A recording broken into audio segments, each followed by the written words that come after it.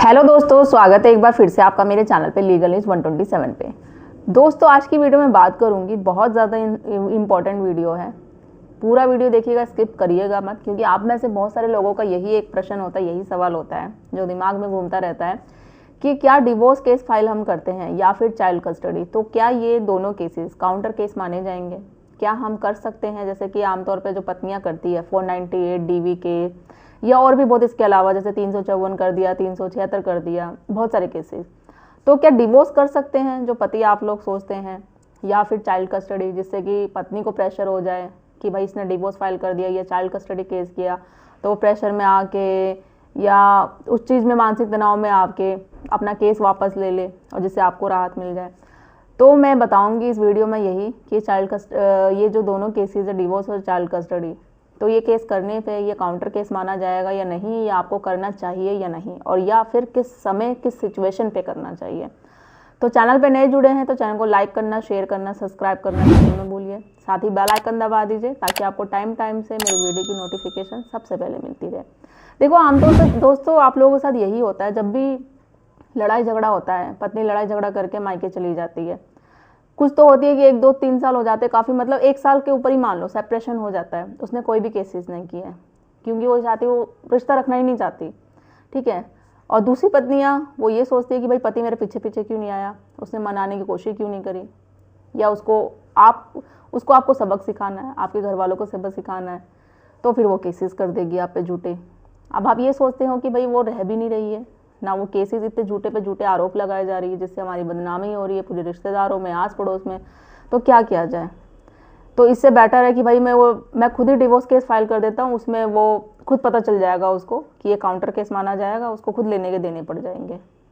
तो देखो, जैसे मैं हमेशा कहती हूँ, इससे पहले मैंने वैसे वीडियो बना रखी है कि डिवोर्स केस ना आपको ऑन द स्पॉट नहीं फाइल कर देना चाहिए, कुछ टाइम रुको, सिचुएशन देखो, पत्नी का रिएक्शन देखना है आपको कि वो जब गई है ससुराल छोड़ के चली गई मायके, उसके बाद उसका रिएक्शन क्या है, क्या उसने उस पर केसेस किए हैं, आप पे कुछ केस कर दिए 498 वगैरह, ये जो भी हैं तो किए हैं, तो फिर तो ठीक है।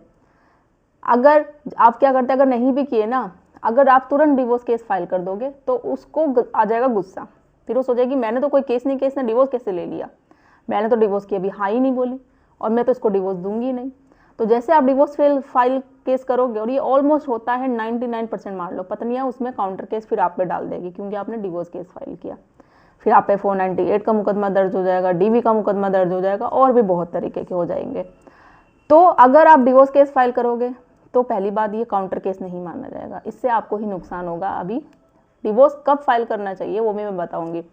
कर दोगे तो इससे क्या होगा, पत्नी आपने तो अपनी लोकेशन पे किया है, वो ट्रांसफ़र करा लेगी, उसके बाद ट्रांसफ़र करा लेगी, ऑलरेडी 2-3 केसेस आप पे चल रहे, एक और केसेस चल जाएगा, उसके बाद वो डिमांड करेगी भाई मुझे आने जाने का, या नहीं भी करेगी तो आने जाने का मुझे खर्चा चाहिए, लिटिगेशन चार्ज जिसे कहते हैं, या फिर वो एक तो ट्रांसफ़र कराएगी, ऊपर से फिर वो एलिमनी की डिमांड करेगी। ठीक है, मैं देने के लिए रेडी हूँ, बट वो लाखों में, हो सकता है करोड़ों में भी एक डिमांड करे। अपना मुंह है, कुछ भी डिमांड कर सकता है, डिमांड तो किसी पर रोक नहीं है ना कि मत रोक लो, वो तो डिपेंड करता है बात की बात में कि क्या दिया जाएगा, तो हुआ नुकसान आपका। तो डिवोर्स केस एक काउंटर केस नहीं माना जाएगा, ठीक है। आपको जब करना है कि देखना है कि आपका सेपरेशन एक तो 2 साल से ऊपर हो गया, ठीक है, उससे पहले आप पत्नी के पीछे भागोगे, रिक्वेस्ट भी करोगे कि भाई डिवोर्स दे दे या रह ले साथ में, कुछ आपको एडवाइस भी देगी, जैसे आपने सेक्शन 9 का भी केस कर दिया, आपको भले रहना नहीं है बट आपके एडवोकेट ने सलाह दे दी आप सेक्शन 9 का केस कर दो। जब आप कोर्ट पे जाते हो, आपसे पूछा जाता है कि आप पत्नी को रखना चाहते हो, आप बोल दोगे नहीं, तो फिर आप बोलोगे कैसे सेक्शन 9 का केस किया क्यों, मुझे बताया गया कि ऐसे करने से ये काउंटर केस होता है तो आपको राहत मिलेगी, या मेंटेनेंस देने में आपको मेंटेनेंस देने की ज़रूरत नहीं पड़ेगी। तो कुछ इतने शरीफती होते तो ये खुल के साफ बोल देते हैं। तो इस तरीके से भी नहीं बोलना है आपको, अगर आपको रखना है तो करो, नहीं रखना तो फिर मत करो, क्लियर मना कर दो कि नहीं चीज़ें। तो कोर्ट में चीज़ें दिखती हैं कि पति रखना चाहता है बट वो नहीं रहना चाहती है, उसे रीज़न पूछा जा रहा है, जो वो एलिगेशन लगा रही है, आरोप लगाई जा रही है, उसको साबित नहीं कर पा रही है, सबूत नहीं दे पा रही है। तो देखो, क्रूअल्टी जो होती है ना, पत्नी ने तो आरोप लगा दिया बट एग्जैक्टली क्रूअल्टी तो आपके साथ हो रही है। जो ये क्रूअल्टी हो रही है, जो पत्नी आप पे झूठे आरोप लगा रही है, झूठे एलिगेशन आप पे, आपके परिवार वालों पे, तो ये एक हो सकता है कि इस बेस पे आप डिवोर्स ले सकते हो, डिवोर्स केस फाइल कर सकते हो, सबूत होंगे सारे, आप कोर्ट में एविडेंस जमा करो। बात रही सेपरेशन के बेस पे भी आप डिवोर्स ले सकते हो। 1 साल 2 साल का सेपरेशन आपका हो गया, सेक्शन 10 जुडिशियल सेपरेशन के आधार पे आप डाल दो भैया कि मुझे अब अलग रहना है। इसमें पत्नी की परमिशन लेने की भी ज़रूरत नहीं पड़ेगी कि भाई उसके पीछे पीछे आप भागो या बोल दो। 2 साल का सेपरेशन हो गया, पति पत्नी का कोई रिश्ता नहीं है, सारे संबंध खत्म है। आप एक जो डेट होगी, जिस डेट से कोई उसने केस किया होगा या आपने कोई कंप्लेन करी होगी, वो डेट आप नोट कर लो। उस डेट से आपका 2 साल से अगर सेपरेशन है तो फिर आपका डिवोर्स हो जाएगा। कोर्ट भी उसको बुलाने की उसकी हाँ कभी नहीं लेंगे। अब वो जितना उसको गेम खेलना है, आपको सोच रही सबक सिखाने के लिए, करने दो। वो ये नहीं सोच रही ऐसा करने से आपकी नहीं उसकी भी ज़िंदगी ख़राब होगी।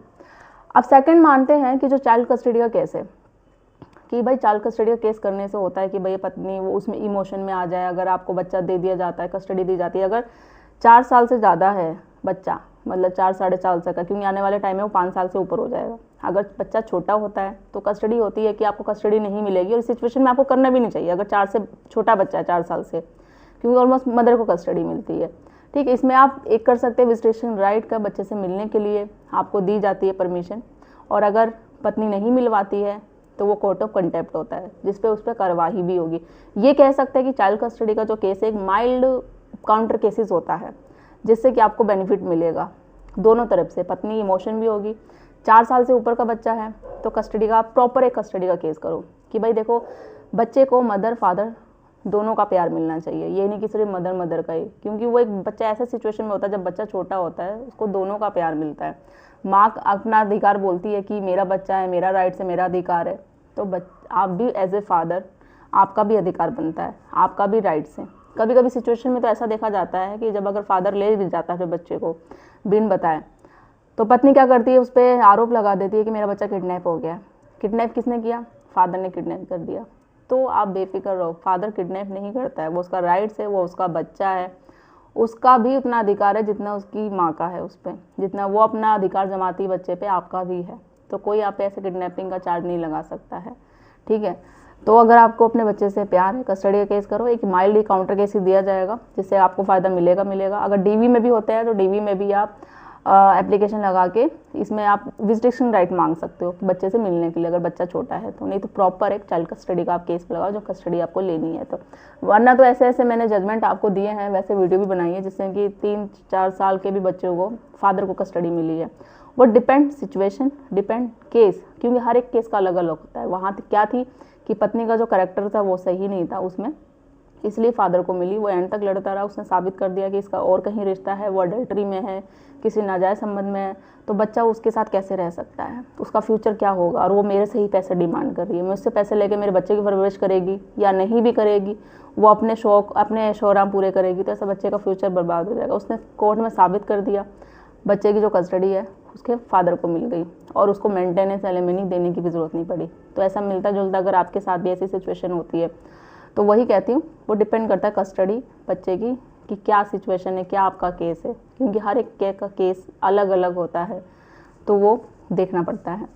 तो आशा करूँगी आपको वीडियो पसंद आ गई होगी और समझ भी आया होगा कि जो डिवोर्स का है वो काउंटर केसेस नहीं माना है। चाइल्ड कस्टडी का आप बोल सकते हो कि अगर बच्चे से जैसे कि वो मिलने नहीं देती है, कोर्ट ने बोल दिया या आपने कस्टडी का केस लगा दिया, तो एज ए मदर उसको भी थोड़े इमोशन जाग जाएंगे कि भाई मेरा बच्चा, अगर वो सच में घर बसाना चाहती होगी कि मेरा बच्चा वो लेके चले जाएंगे, मैं बच्चे के बिना कैसे रहूँगी, ये चीज़ें नहीं होगी, तो हो सकता है वो दोबारा वापस आ जाए, अपने केसेस भी बंद कर दे उस चक्कर में कि ठीक है मैं केसेस सारे बंद कर दी हूँ, तो मैं इस तरीके से चाइल्ड कस्टडी केस मत करो, या फिर दोबारा हम रिश्ते को चांस देखते हैं। और अगर उसको आना ही नहीं होगा तो उसको कोई फ़र्क नहीं पड़ेगा कि आप चाइल्ड कस्टडी केस करो या कुछ भी, तो बोलेगी ठीक है तुम बच्चा ले जाओ, मेरा ये डिमांड है, मुझे मेरी डिमांड पूरी कर दो। तो उससे क्लियर आपको भी पता चल जाएगा कि उसकी नीयत क्या है और कोर्ट को भी पता चल जाएगा कि वो क्या चाहते हैं एग्जैक्टली, अपना घर बसाना या नहीं बसाना। तो सोच समझ के जब कोई क्रॉस क्वेश्चन होता है, क्या बोलना चाहिए क्या नहीं, कैसे प्रश्न उठाने चाहिए, ऑलरेडी वैसे मैंने इस पर वीडियो बना रखी है, आप लोगों ने नहीं देखी है तो जाके चैनल पर देखिए, विजिट करिए, पता चल जाएगा। और भी कुछ क्वेरी है, केस से रिलेटेड अपनी सलाह चाहते हैं तो अपॉइंटमेंट बुक करके बात करिए मुझसे या मेरी टीम से। और ज़्यादा से ज़्यादा लोग तो शेयर कर दीजिए वीडियो, चैनल को सब्सक्राइब करना बिल्कुल मत भूलिए। जल्दी मिलती हूँ मैं कैसे इन्फॉर्मेटिव वीडियो के साथ, तब तक के लिए थैंक यू।